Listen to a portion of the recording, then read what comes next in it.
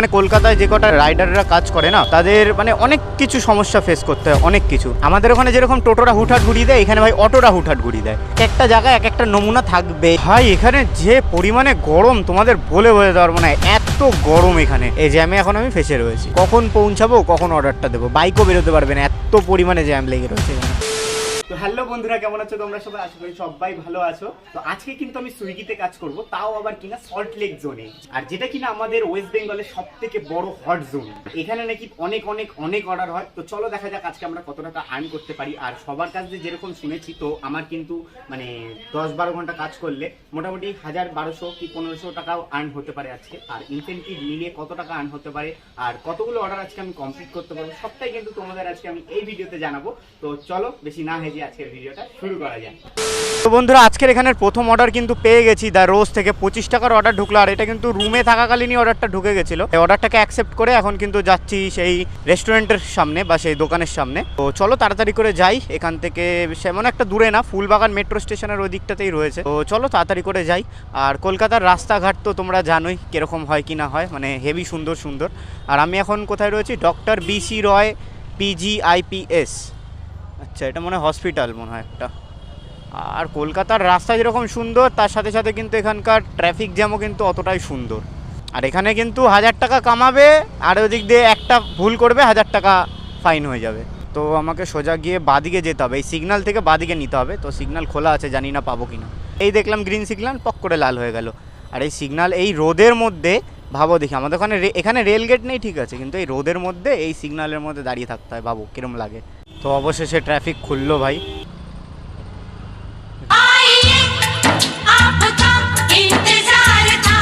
যাওয়া যাবে?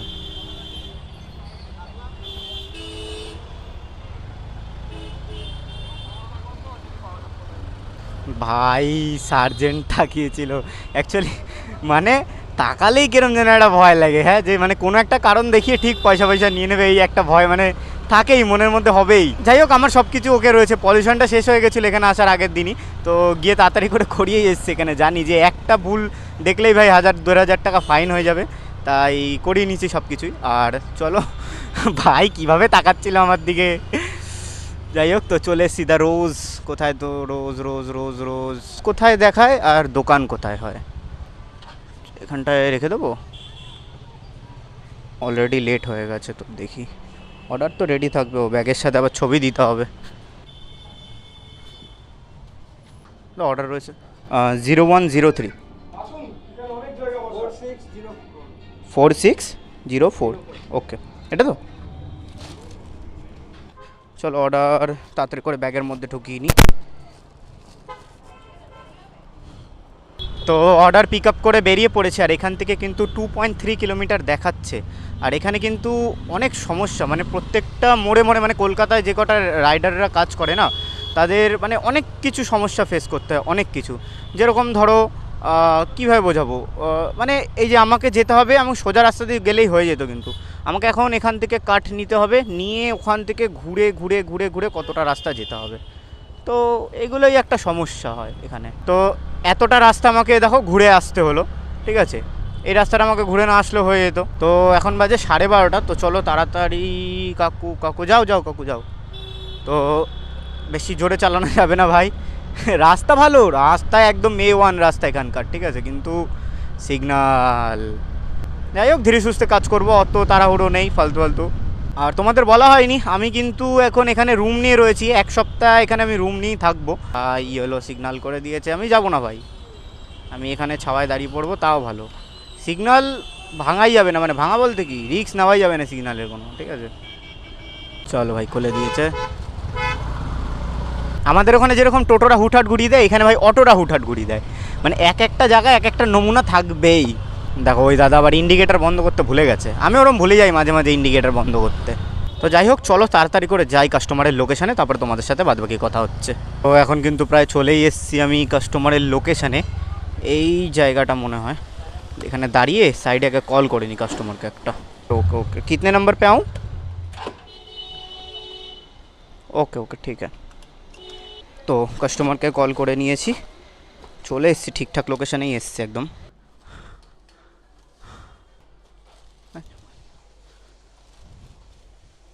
অনলাইন করবে? ওকে ওকে। কত দিল? 25 টাকা, ঠিক আছে। গেট নেক্সট অর্ডার করলাম, তো দেখি এবার কতক্ষণে আসে অর্ডার। মানে এখন বাজে 12টা 49, তো দেখি কতক্ষণ অপেক্ষা করতে হয়। আর এখান থেকে আমি কোথাও নড়বো না, কেন বলো তো? ফালতু ফালতু এদিক ওদিক যাবো, তেল খরচা হবে। তো এখানেই দাঁড়াবো, এখান থেকে যেখানে টানবে আবার সেখানে যাবো, ওখানে দাঁড়াবো, ওখান থেকে যেখানে টানবে সেখানে যাবো। তো এরকম অবধি পুরো 4টা অবধি কাজ করবো, তারপর আবার 6টা থেকে রাত 12টা অবধি কাজ করবো, ঠিক আছে। তো চলো এখন আগে আমি একটু জল খেয়ে নিই। এরপরে নেক্সট অর্ডার ঢুকলো আমার 25 থেকে 38 টাকা দেখাচ্ছে এটা, চলো অ্যাকসেপ্ট করে নিই। তো রংদে বাসন্তী ধাবায় যেতে হবে আমাকে না, তো চলো যাই। তো অর্ডারটা যেটা ঢুকলো না সেটা হচ্ছে প্রপার এখনও কিন্তু ঢোকেনি, মানে অর্ডারটা জাস্ট প্লেসড করেছে হয়তো কেউ। তো আমাকে দেখালো 25 থেকে 38-এর মধ্যে আমি পাবো, আর 1 কিলোমিটার না কত কিলোমিটার দেখালো পিক আপ এরকম কিছু, মানে ড্রপ পিক আপ এরকম কিছু একটা হবে, ঠিক আছে। তো সিগন্যাল রয়েছে, চলো ঢুকে যাই তাড়াতাড়ি করে। এটা কিন্তু ওখানে গেলে আমাকে দেখাবে কত টাকা দেবে, কি মানে প্রপার অ্যাকচুয়াল কত টাকা দেবে আমাকে। তো ওই সামনেই রয়েছে রংদে বাসন্তী ধাবা, তো আমি এখানে রাখবো গাড়িটাকে, এখানে রেখে যাব আনতে। দাদা অর্ডার 5421। ভাই আমি ডেলিভারি বয়, আমাকে দিয়ে কেন রিভিউ দেওয়া হবে? রিভিউ চক করে আবার গুগল খোলো, এই করো ওই করো। যারা কাস্টমার যারা খাবে তাদের কাছ থেকে জেনুইন রিভিউ নেবে। আমি দেখেছি অনেক রেস্টুরেন্ট আছে ডেলিভারি বয়দের নাম্বার দিয়ে কাস্টমারের করে দিয়ে দেয়, তাহলে নিজেদের কাস্টমারের উপরেই ভরসা নেই, কাস্টমাররা কেরম রিভিউ দেবে? ফেক রিভিউ করিয়ে কী লাভ? পিৎজা হাটও এই জিনিসটা করে। তো অর্ডার নিয়ে কোথায় যেতে হবে আগে সেটা দেখি। পিক আপ তো করে নিয়েছি এখান থেকে, বেলেঘাটার ওদিকে নিয়ে যেতে হবে অর্ডারটা। তো আমি এখন কোন দিকে রয়েছি, কোন দিক দিয়ে এলাম, আমি আমি কিচ্ছু বুঝতে পারছি না। ওহ ভাই, এখানে যে পরিমাণে গরম তোমাদের বলে বোঝাতে পারবো না, এত গরম এখানে। আমাদের দিকেও গরম পড়ে ভাই, এখানে বিশাল গরম। এখানে গাছপালাও আছে বাট অতিরিক্ত গরম এখানে, হাতের অবস্থা খারাপ হয়ে যাচ্ছে আমার। তো দেখি এখানে দাঁড়িয়ে আগে কল করে নিই। 160।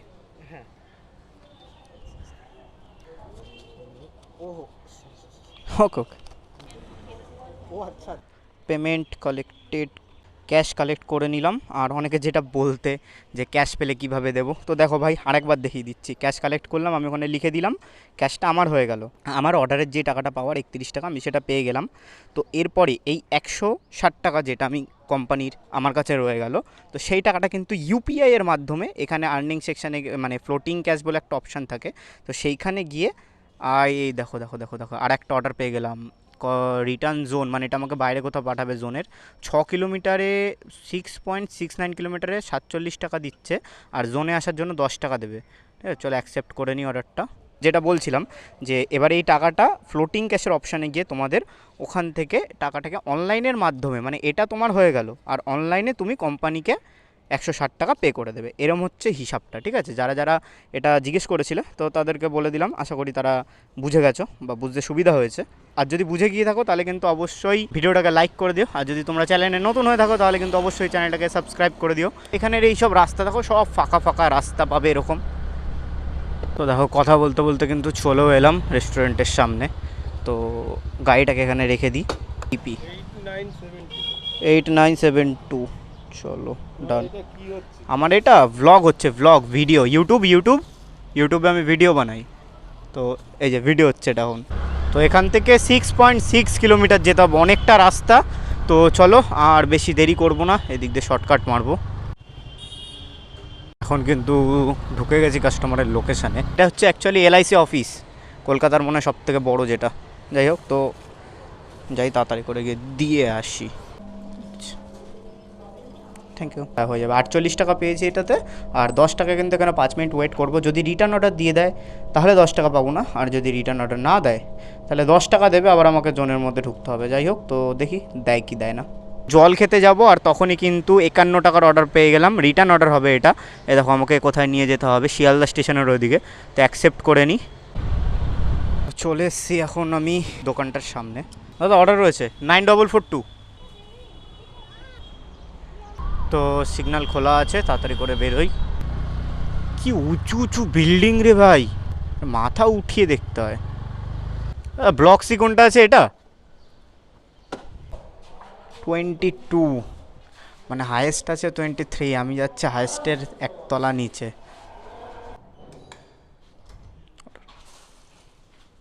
এখানকার ভিউটা দেখাচ্ছি তোমাদের আগে, দেখতে পাচ্ছ কলকাতার ভিউ। এই দাদারা কোথায় উঠে কাজ করছে দেখো, ওই দেখো শিয়ালদা স্টেশন দেখা যাচ্ছে ওই সামনে, ওটা হচ্ছে শিয়ালদা স্টেশন। এই পুরো সামনে দেখতে পাচ্ছি, এটাই হচ্ছে শিয়ালদা স্টেশন, একদম দেখা যায় এখান থেকে। আর এটাতে পেলাম কিন্তু হচ্ছে আমি 51 টাকা।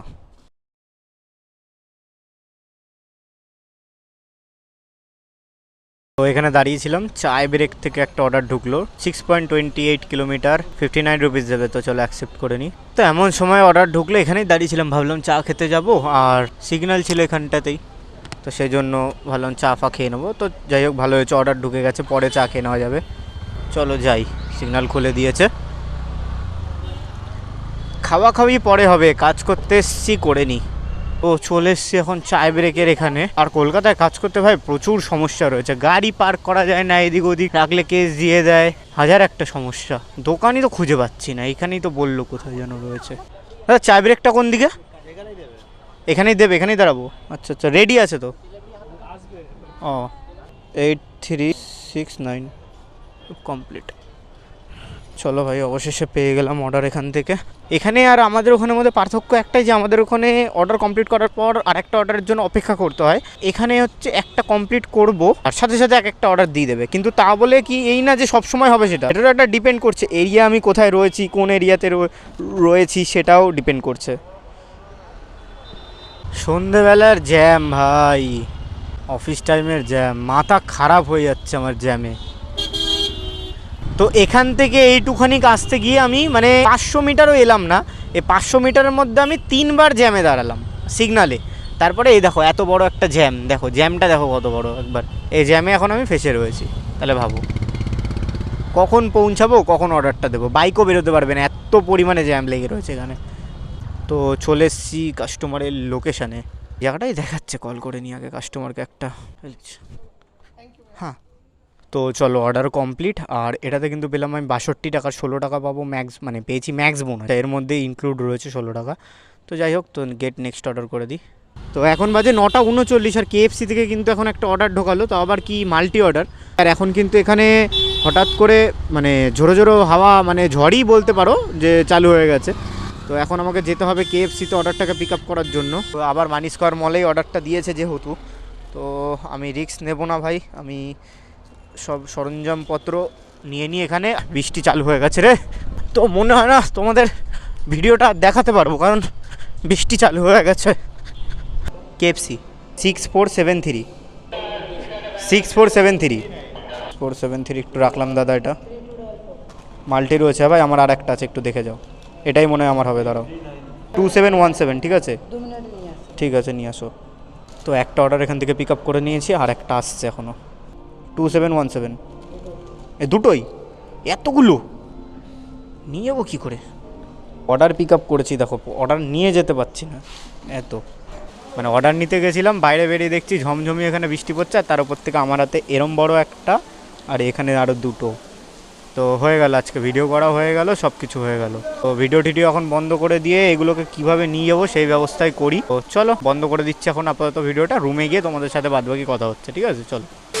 তো বন্ধুরা, যেহেতু জোরে বৃষ্টি নেমে গেছিলো, তো সেই জন্য কিন্তু ভিডিওটা আমাকে অফ করতে হয়েছিল, কারণ মোবাইল ভিজে গেলে তো আর ভিডিওই করতে পারবো না সারা জীবনের মতন। তো যাই হোক বন্ধুরা, তোমাদের সারাদিনের আর্নিংটা আমি বলে রাখি। তো সারাদিনে কিন্তু আমি টোটাল আর্নিং করেছি 975 টাকা, আর এর মধ্যে কিন্তু আমার তেল খরচা যেটা গেছে সেটা হলো 300 থেকে 350 টাকার মধ্যে গেছে, আর আমার মাইলেজ হচ্ছে প্রায় 45-এর মতন। তো তোমরা তোমাদের মতন করে ক্যালকুলেট করে নিও। তো বন্ধুরা, আজকের এই ভিডিওটা কিন্তু এত অবধি ছিল। ভিডিওটা কেমন লাগলো কমেন্ট করে কিন্তু অবশ্যই জানিও, যদি ভালো লেগে থাকে তাহলে অবশ্যই লাইক করে দিও, আর যদি চ্যানেলে নতুন হয়ে থাকো তাহলে কিন্তু চ্যানেলটাকে অবশ্যই সাবস্ক্রাইব করে দিও। দেখা হবে আবার পরে এরকমই একটা নতুন ভিডিওর সাথে।